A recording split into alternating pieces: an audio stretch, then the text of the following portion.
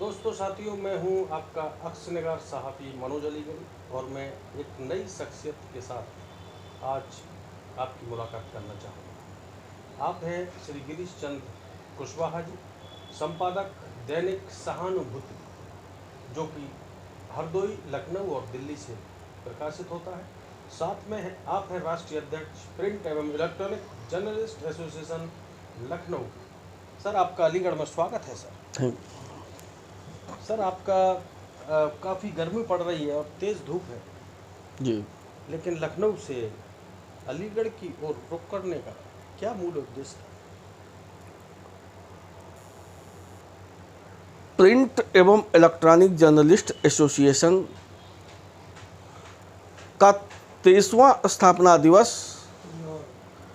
1 जून को हर्षोल्लास के साथ प्रतिवर्ष की भांति इस वर्ष भी आयोजित हो रहा है, जिसमें कई प्रदेश से वरिष्ठ पत्रकार लोग और एसोसिएशन के पदाधिकारी गण पधार रहे हैं। इस अधिवेशन को सफल बनाने के लिए प्रयागराज से इसकी शुरुआत हुई है। प्रयागराज, मिर्ज़ापुर, बनारस, मुरादाबाद, बरेली और आज अलीगढ़ में इसका रूपरेखा तय हो रही है। इसके बाद कल आगरा में है। पत्रकारों को एकजुट करना एसोसिएशन की प्राथमिकता है और उनके मौलिक अधिकार दिलाना एसोसिएशन की प्राथमिकता है। एसोसिएशन पत्रकारों को न्याय दिलाने के लिए संघर्ष करता है और करता रहेगा। उत्तर प्रदेश में महाराज जी की सरकार फिर बन गई है, परंतु महाराज जी को ये सोचना पड़ेगा, मीडिया की उपेक्षा जिस सरकार ने की है वो सरकारें निस्तनाबूदे हुई हैं। पूरे उत्तर प्रदेश में पत्रकारों का उत्पीड़न ना हो, शोषण ना हो, इसकी गारंटी महाराज जी ने ली थी। परंतु अभी एक बरेली में कुछ पत्रकारों पे फर्जी मुकदमे दर्ज हुए, बलिया में कुछ पत्रकारों पे फर्जी मुकदमे दर्ज करके जेल भेजे गए और सबसे बड़ा उत्पीड़न पत्रकारों का राजधानी मुख्यालय पर होता है।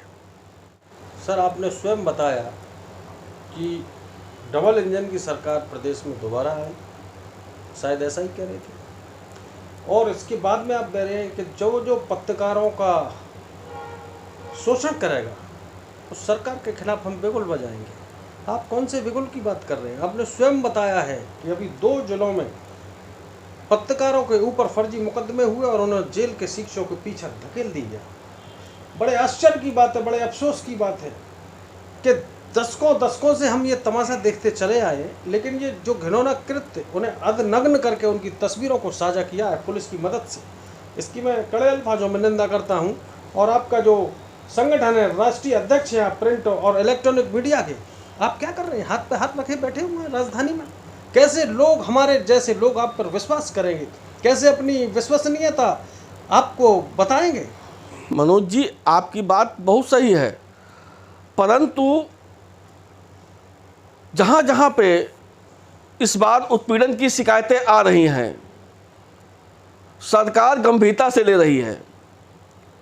और मध्य प्रदेश में जो आपका इशारा है उस पर कार्रवाई हुई है और कई लोग कार्रवाई दंडित भी हुए हैं और एसोसिएशन ने उस पर आवाज़ उठाई है। और उत्तर प्रदेश में पत्रकारों को न्याय दिलाने के लिए एसोसिएशन ने महाराज जी से मांग की है कि उत्तर प्रदेश में राज्य प्रेस आयोग का गठन करें और उस आयोग में 18 सदस्य नामित हो और वो भी प्रत्येक मंडल से वरिष्ठ पत्रकार नामित हो और उसका चेयरमैन नामित हो, वो भी वरिष्ठ पत्रकार नामित हो। और जिले में जो अस्थाई समिति बना रखी है उस समिति में विस्तार की आवश्यकता है।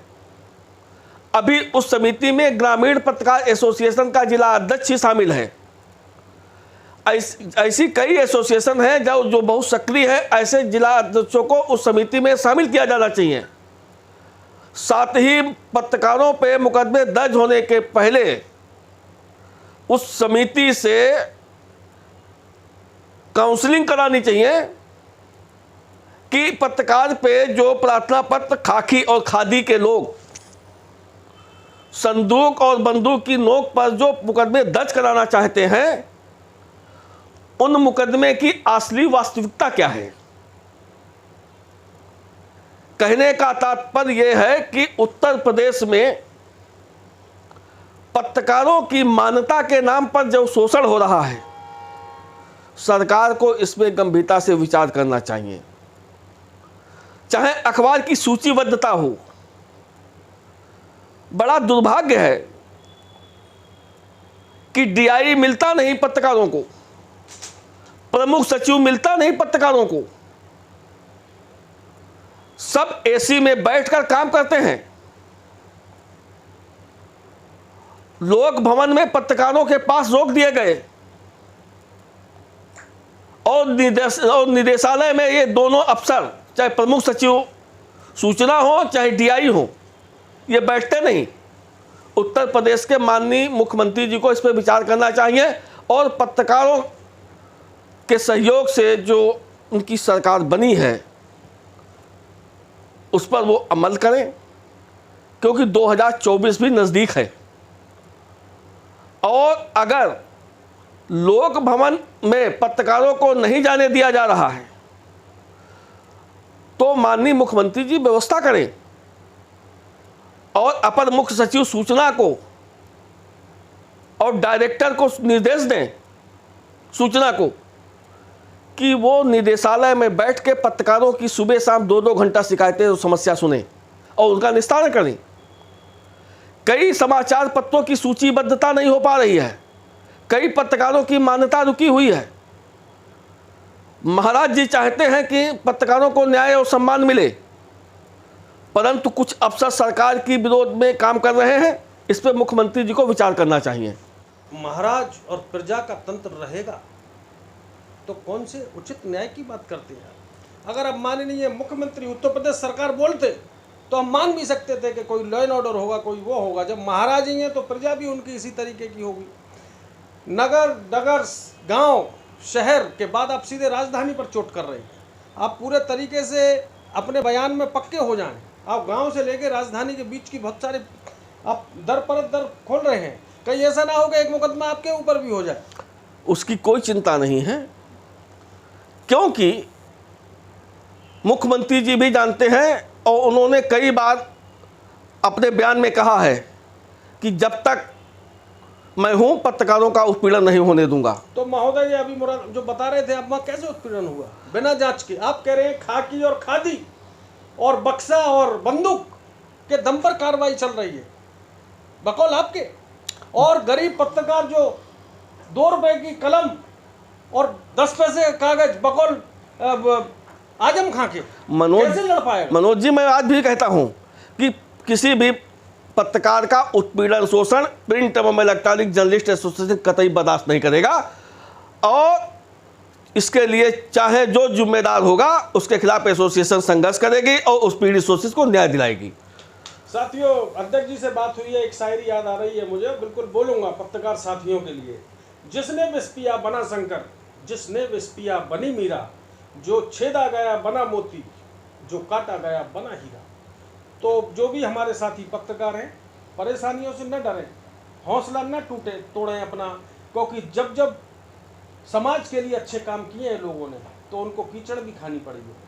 डॉक्टर अंबेडकर उसके उदाहरण हैं, उन्हें पानी की पीने तक का अधिकार नहीं था।